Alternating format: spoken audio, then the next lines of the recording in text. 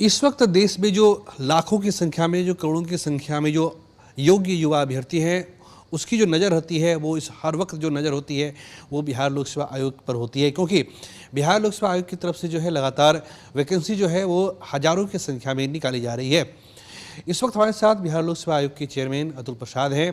बिहार में जो शिक्षक भर्ती परीक्षा हुई थी उसके फर्स्ट फेज का रिजल्ट जारी हो गया है और जो नियुक्ति की प्रक्रिया है वो भी लगभग अपने चरम पे है। हम खुद जानना चाहेंगे जो अतुल प्रसाद हैं कि जो सेकंड फेज का जो विज्ञापन निकला है इसमें और क्या बेहतर हो सकता है और क्या नई जानकारी हो सकती है। तो हम सीधे बीपीएससी के चेयरमैन से जुड़ते हैं। सर, सबसे पहले जो हमारे जो कशिश न्यूज़ के जो दर्शक हैं और जो लाखों की संख्या में जो युवा अभ्यर्थी हैं उनकी तरफ से आपको बहुत बहुत बधाई और शुभकामनाएं हम देते हैं कि आपने फिर से जो है सेकेंड टियर की बहाली निकाली है। सर, क्या कहना चाहेंगे? पहले तो सब लोगों को बहुत बहुत धन्यवाद कि आप लोगों ने इसको कवर किया अच्छा से, और वैसे सफल अभ्यर्थियों को भी बहुत बहुत मतलब कॉन्ग्रेचुलेशन, बधाई कि वो लोग अच्छे तरह से अब आए हैं। तो अच्छे तरह से मैं उम्मीद करता हूँ कि वो पढ़ाई का काम भी करेंगे। दूसरे राउंड का जिसे TRE 2.0 कह रहे हैं लोग, उसका भी विज्ञापन निकल चुका है और मैं समझता हूँ कि उतनी ही पारदर्शिता और ईमानदारी से इसमें भी परीक्षा लिया जाएगा और अभ्यर्थी चयन होंगे इसमें भी। इस बार पिछले बार की तुलना में कुछ परिवर्तन हुए हैं जिसके बारे में विज्ञापन में भी अंकित है।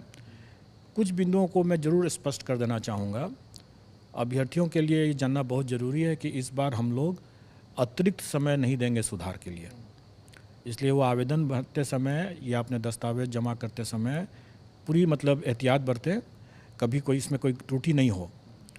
अगर किसी कारणवश अगर त्रुटि रह जाते हैं तो उन्हें बेहतर होगा कि वो नया आवेदन दें, नया निबंधन कराएं, नया आवेदन दें। सर, मैं आपको रोकना चाहूँगा। सर, क्या एक अभ्यर्थी जिसे उसने अप्लाई कर दिया, ठीक है, उसने सबमिशन हो गया उसका, तो क्या वही अभ्यर्थी सर उसी आधार कार्ड पे दोबारा वो आवेदन दे सकता है?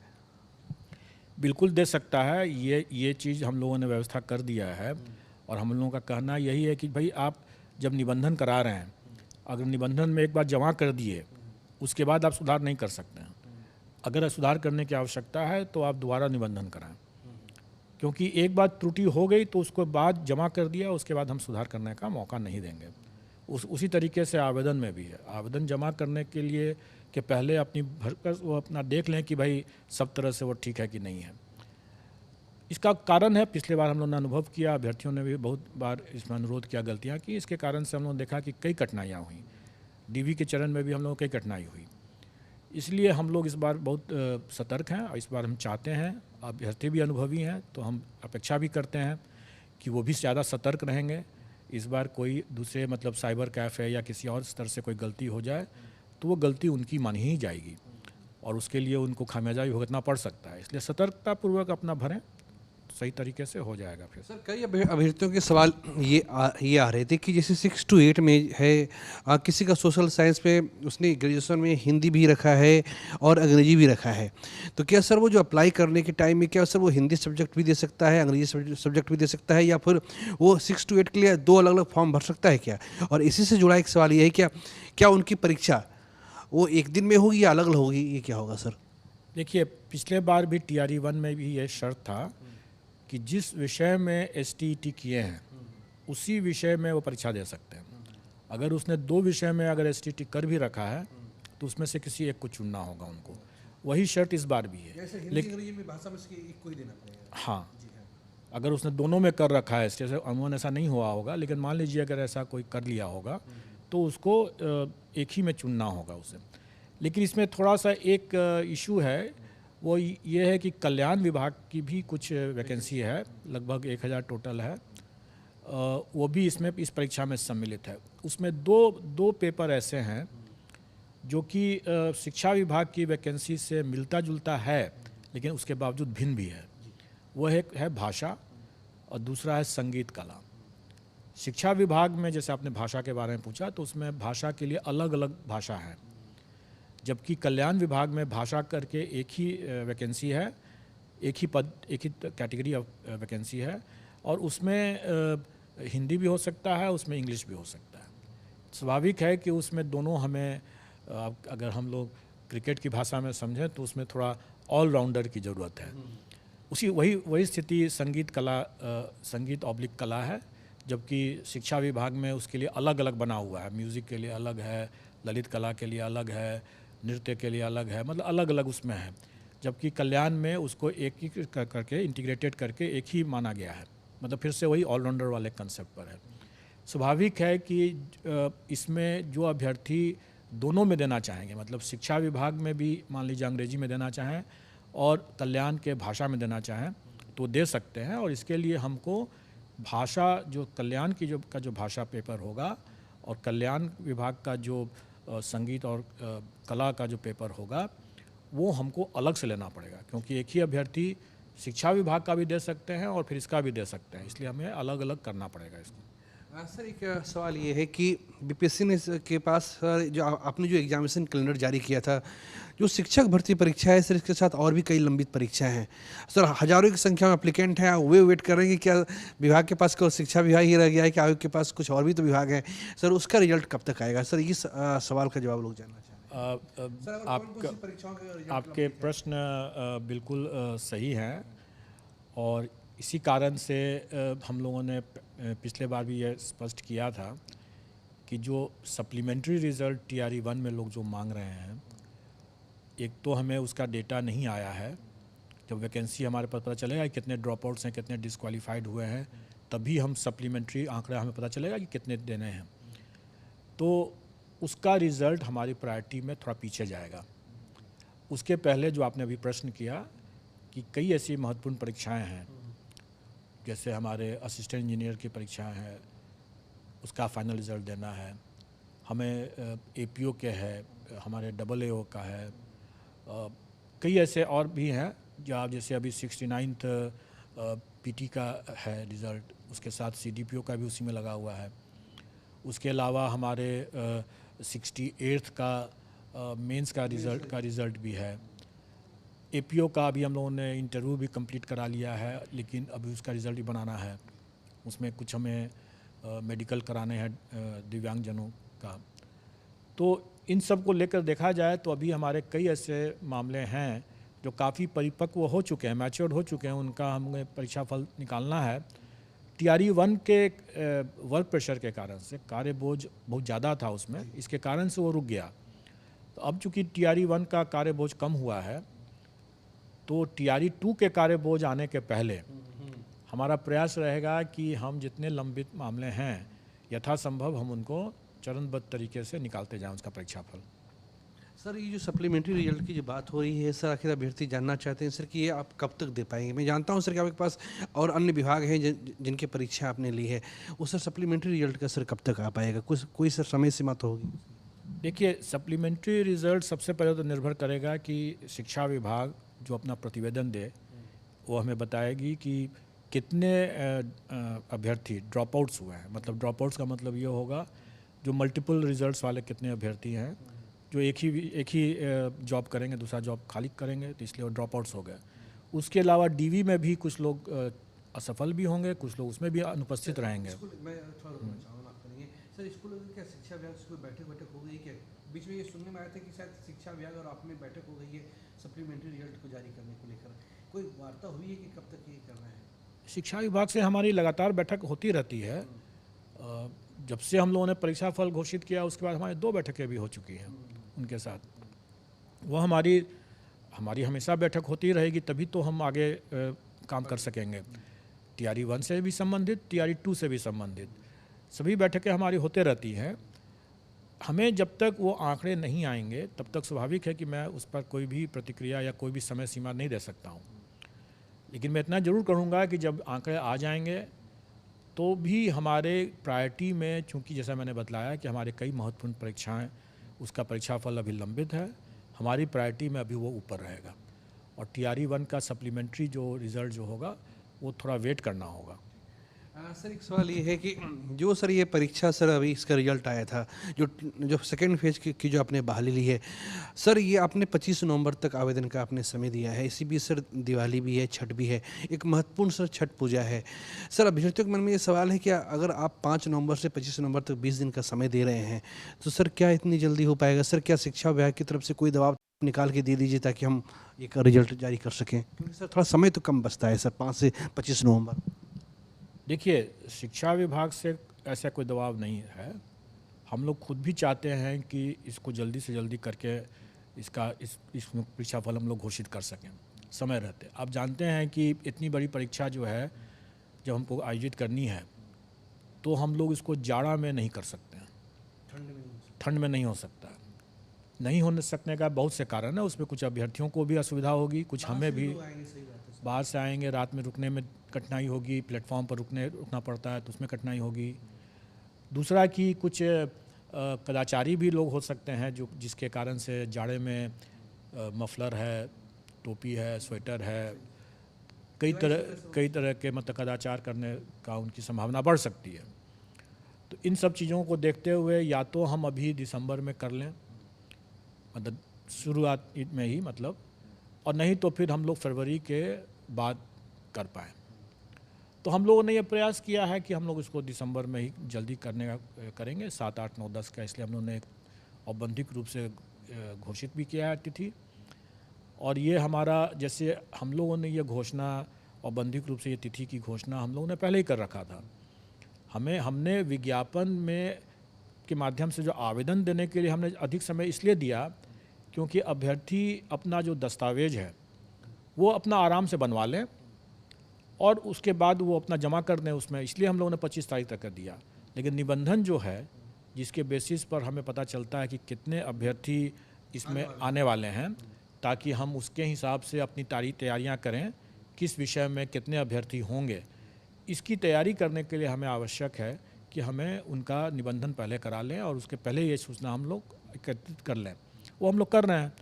अभ्यर्थी जो हैं वो देखिए कि अभी 2-3 महीना पहले उन लोगों ने परीक्षा दिया, उसमें काफ़ी लोगों ने तैयारी किया ही है उसमें।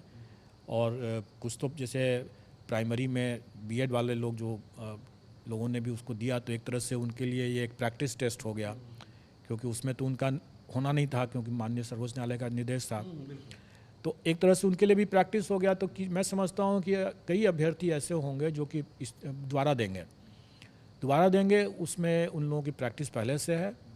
उसके बावजूद अगर जो नए अभ्यर्थी भी अगर आते हैं तो वो नए अभ्यर्थी को भी मतलब 1.5 महीना तो काफ़ी मिलता है। जैसा मैंने पहले भी कहा था कि उन्हें वही चीज़ पढ़ना है और वही चीज़ करना है जो वो बाद में जब शिक्षक बनेंगे तो जो पढ़ाएंगे या जो पढ़ा रहे हैं उनको वही जानकारी रहना है। उसकी जानकारी उसका सिलेबस के हिसाब से रहेगा। स्टैंडर्ड ऑफ कोर्स उसका स्टैंडर्ड वो रहेगा जो उनकी अपनी पात्रता अर्हता जो निर्धारित, जैसे ग्रेजुएशन अगर जिसका है तो उनका स्टैंडर्ड जो होगा क्वेश्चन का वो ग्रेजुएशन लेवल का होगा। जो अगर पोस्ट ग्रेजुएशन लेवल का है तो उनका स्टैंडर्ड होगा क्वेश्चन का पोस्ट ग्रेजुएशन लेवल का। अगर हम कहें कि अगर फिजिक्स विषय अगर किसी को पढ़ाना है +2 में, तो स्वाभाविक रूप से उसको +2 के विद्यार्थी से ज़्यादा जानकारी, ज़्यादा उनका स्तर होना है, इसलिए हम लोग पीजी लेवल का स्तर लेंगे। लेकिन फिजिक्स के टॉपिक्स जो रहेंगे वो वही रहेंगे जो वो 12th में पढ़ाएंगे। सर ये 70,000 पदों के लिए बाहरी निकाली गई है। पिछला जो हुआ था वो 1,70,000 पदों के लिए था। सर 50,000 पोस्ट लगभग वैकेंट रह गए, वो सर कब तक ऐड ऑन हो पाएगा? क्योंकि सर आपके पास कई बार जो परीक्षा हुई है, आप सर लोग फॉर्म भरते गए और आपने जो है उसमें रिक्तियाँ आप जोड़ते गए। सर ये रिक्तियाँ जो 50,000 रह गई हैं, जो वैकेंट पोस्ट है, सर क्या इसको ऐड करेंगे क्या इसमें? देखिए, कोई भी रिक्ति हम तभी ऐड कर सकते हैं जब शिक्षा विभाग और प्रशासनिक विभाग अपनी अधियाचना में उसको ऐड करने के लिए कहेगी। हमारे विज्ञापन में हमेशा रहता है कि घट बढ़ सकता है वैकेंसी, हमेशा देते हैं। और पिछले बार आप लोगों ने देखा भी होगा कि 68th में भी और 69th combined civil services exam में भी हम लोगों ने वैकेंसी को बढ़ाया था। जैसे जैसे आता है हम लोग बढ़ा देते हैं। परीक्षा होने के पहले तक तो कम से कम अभ्यर्थियों को मालूम होना चाहिए कि कितनी वैकेंसी हुई, तो वो हम लोग कट ऑफ डेट उसके हिसाब से रखते हैं और वही रखेंगे इसमें भी। और मुझे पूरी उम्मीद है कि जो वैकेंसी पिछले बार नहीं भरा जा सका क्योंकि अभ्यर्थी की संख्या ही काफ़ी कम थी, अमूमन कहा जाए कि लगभग 50,000 ऐसी वैकेंसी है जो कि अभ्यर्थियों की संख्या ही कम रहने के कारण से भरा नहीं जा सकता था, संभव ही नहीं था वो। तो वो मुझे उम्मीद है कि वो कैरी फॉरवर्ड होगा और वो TRE 2 में आना चाहिए। जब आ जाएगा तो हम लोग उसको भी घोषित कर देंगे। सर बस एक आखिरी सवाल आपसे ये है कि सर इसमें कहीं कोई संदेह नहीं कि सर किसी पे उंगली उठा देना बहुत आसान काम होता है, लेकिन उसके पीछे की जो मेहनत होती है सर लोग उसे नज़रअंदाज कर देते हैं। सर आपको इसका पूरा श्रेय मिलता है, आपको हम सर ये बच्चे भी कहते हैं कि नहीं बहुत अच्छा काम किया है। सर 8 लाख अभ्यर्थी शामिल हुए थे, आपने पिछले दिनों एक लिस्ट जारी की थी जिसमें 12 लोग ऐसे थे जो दूसरे के स्थान पर परीक्षा देते हुए पकड़े गए हैं। सर ये कहाँ से हो गया ये? देखिए, कोई भी अभी जैसे राम राज्य तो नहीं है कि अपराध मुक्त ही रहेगा, कोई भी ऐसा स्थिति नहीं होता है। स्वाभाविक है कि जो खुराफाती तत्व जो है, कदाचारी है, वो अपने कदाचार करने से बाज नहीं आएंगे। अगर सब कुछ अगर अच्छा रहेगा तब भी मुझे कुछ भी मेहनत करने की ज़रूरत नहीं है। आखिर वो लोग हैं तभी तो मेरी भी ज़रूरत है। अगर वो रहेंगे ही नहीं तो मेरी भी ज़रूरत नहीं है और पुलिस की भी ज़रूरत नहीं है। फिर तो आराम से लोग दें परीक्षा, अपना चले जाएं। चूँकि कदाचारी लोग रहते हैं और हम लोग मान के चलते हैं कि कुछ न कुछ लोग एलिमेंट्स इस तरह से आएंगे ही आएंगे, और इसके लिए हम लोग एहतियात बरतते हैं, तभी तो पकड़े गए वो।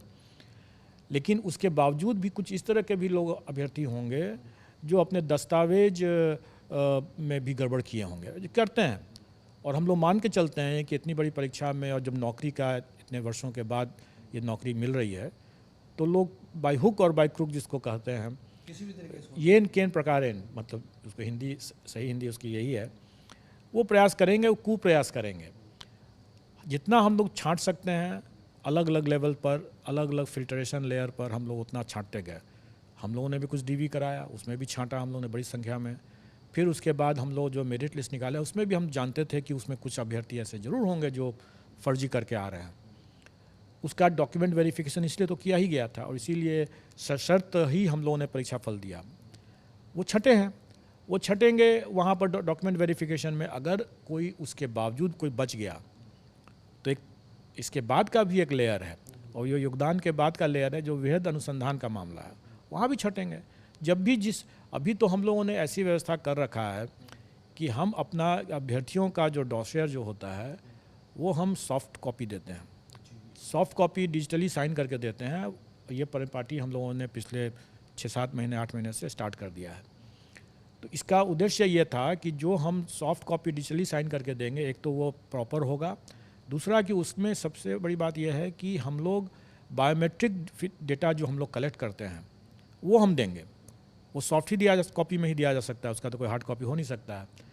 तो वो सॉफ्ट कॉपी में जब बायोमेट्रिक डेटा देते हैं तो कोई भी सफल अभ्यर्थी अगर योगदान करके नौकरी भी कर रहे हैं, अब ये हो सकता है ना कि राम कुमार ने सारी परीक्षा दिया, सारा डॉक्यूमेंट वेरिफिकेशन राम कुमार ने किया और श्याम कुमार नौकरी पर करने के लिए पहुंच जाए, ये बिल्कुल संभव है। और ऐसी संभावना को ही ध्यान में रख करके ही हम लोगों ने जो डॉसियर जो है वो सॉफ्ट कॉपी में भेजना शुरू किया सॉफ्ट कॉपी में, जिसमें कि हम उसका बायोमेट्रिक डिटेल्स भी देंगे। कहने का मतलब ये हुआ कि जो अभ्यर्थी सफल होने के बाद नौकरी कर रहे हैं उनका अटेंडेंस के समय में, मान लीजिए 1 महीना 2 महीना 3 महीना के बाद भी कभी भी अगर उनका बायोमेट्रिक से मिलान किया जाएगा तो पता चलेगा कि ये तो फर्जी आदमी काम कर रहा है, तो उस पर भी कार्रवाई हो जाएगी। धन्यवाद।